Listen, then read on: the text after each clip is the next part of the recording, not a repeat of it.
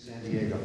Mr. Rice was an associate professor at Cal Poly University in the Department of Accounting for 6 years, where he received early tenure and has been practicing tax law for the last 40 years in his own firm in Torrance.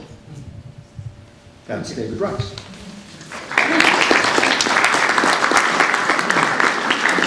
But wait, there's more.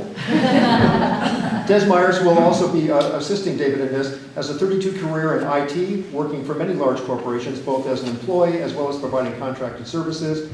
Her role was an IT project manager, providing budgets, risk assessment, planning, and management of contracts of projects.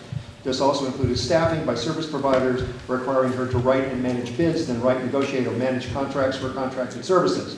Her primary customers have been finance and accounting department. She's lived in Palos Verdes for almost 20 years. Okay. Thank you very much. Is the mic on? Can everyone hear me? No. Okay. I'll try to switch. Can everyone hear me now? Yes. Okay, good. I moved here in 2000, and if you would have asked me, would I be standing up in front of a group of people talking about politics, 18 years later, I would have told you you're out of your mind. But I seem to be here anyway, so I got involved in this actually when Prop D started or Measure D last time, and I became very curious when they had, when that study came out with the LASD, and it never really made it out to the public, and I wondered why.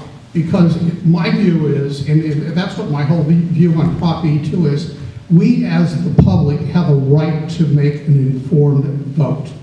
And you can only make an informed vote if you have all the facts.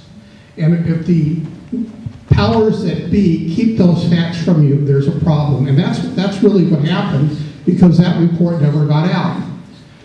When they hired McCrary, that night that he gave his statement as to what he found and everything else, if you watch that video, you will get to see me cross-examine him for about 3 minutes, because that's all we're allowed when we are in front of City Hall. That particular group, it was extremely biased. There were, I think, 11 questions asked of McCrary. Only one dealt with him actually looking for an alternative besides the Palos Verdes State Police Department. It was all focused on the PVrrg, and my whole point was, what are our alternatives, and do we need alternatives? My answer is, I think we need alternatives, but at that meeting, I met, and probably a little bit before Des, then Des got me involved in some of the accounting that was going on. That prior to becoming a tax lawyer, I used to work at Cooper's Library, and I was an accountant, and I did fund accounting. And so I started looking at a lot of the accounting that was going on with respect to the city, and questions started to arise. When I looked at the accounting, and especially when I paid attention to the recent CAFR that came out, it was apparent that the city council and the mayor, they look at something called the general fund. Cities account for things in terms of fund accounting. There are many funds that make up the accounting system for the city. The general fund is like their checking account. It's like when you're writing a check in a business. That's really what that fund is. But you also have assets, you have liabilities, you have other things besides your checking account. So I started looking at these other accounts, and I started reading the CAFR, which is the audit report. And the CAFR said, the auditor said, you need to look at the net position of the city to determine whether it's doing well or there's a problem. So when I looked at the net position, I saw in the last 10 years a decline of $30 million. It went from 88 million to approximately $55 million. Well, the question is, where is that going? So I talked to Des, and Des says, oh, well, they keep telling me it's no big deal, it's depreciation. Well, I don't know about you, but when I buy a car, that car depreciates over time, and eventually I have to replace it. Now, I remember my first car I bought back in the 1970s. I think it was a Ford Pinto, the kind that blew up when you got hit in the back. I'm sure some of you remember that too. Well, that car, I think I paid $2,000 for. So my next car was when I finally graduated law school and had a job. I think I paid $7,000 or $8,000 for that car, because a dollar in 2000 was not the same as a dollar in 1980. Inflation had taken over. Now, the assets on the balance sheet of our city, if you read the capital report, said they'd appreciate them between 5 years and 100 years. Well, I don't know that we've been around for 100 years, so we don't have to worry about that. But what about something like City Hall?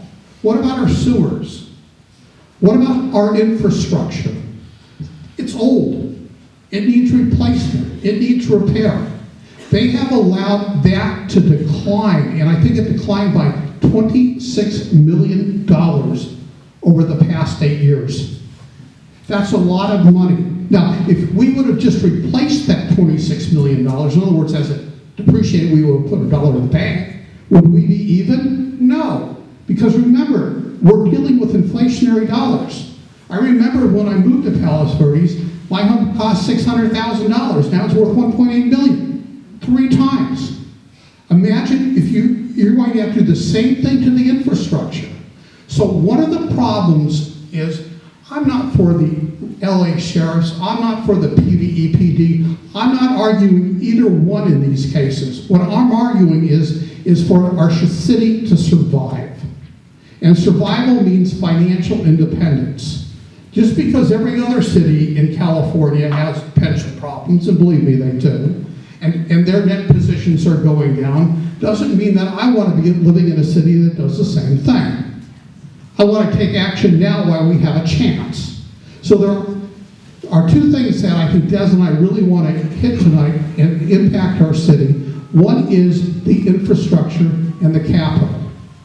I don't know how we're going to replace that. I can tell you how they're going to do it. They're going to have to raise taxes, whether it's a bond or something else. But that's on top of the tax they're asking for now, and the tax they're asking for now isn't even covering the cost of what it really takes to pay for the police. So what I'm saying, vote no, is to send a message to our city leaders, tell us the truth. Tell us the financial condition of the city. Tell us what infrastructure needs to be repaired. And tell us what this CalPERS liability really is. And they can find out that number despite what the city manager has said. City manager says he doesn't know. All he has to do is call the actuarial department at CalPERS and ask them. He'll get an answer. And that the way we can all know. Now I'd like to read you something. I'm going to let Des talk a little bit more about the pension. We spent many hours at her house going over this, and I think you'll all be interested to learn what's ahead for PVE. However, this was a recent letter or memo from our city manager, and I think you'd all be interested because it deals with our infrastructure. And he says, looking forward. While the city has been efficient and deliberate in the management of the budget, there are costs coming in the future that will present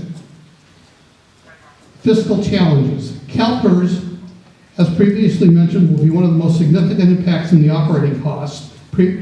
Increasing healthcare costs will also impact the 2018 budget.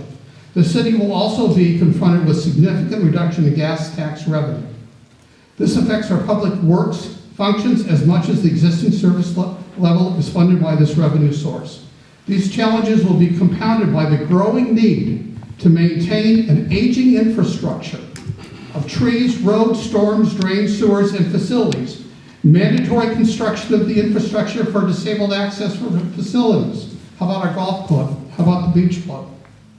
And drainage, as well as increasing unfunded federal and state mandates. Obstacles to funding in the futures will include the city is not competitive in terms of our demographics. Remember, I'll let Des up. Remember, the city has only one major source of revenue. We're not like most cities in California. Our revenue comes from what? Property taxes. So imagine we vote this tax in, and it's not a matter of if, it's just a matter of when the next recession hits. That's going to put a brake on the revenue going into City Hall. And so we can't even pay now for what we have with, and inflation has been tremendous in housing. As I've said, it's increased 3 times. Now I know it doesn't theoretically increase because of Prop 13, but but it still increases at least 1% a year, and homes are bought and sold all the time in PVE. But if we have this recession, it could be the perfect calamity of events, and that's what I'm concerned about. And that's what we should all be concerned about here. We need accountability from our leaders. Des, I'll let you talk about pensions.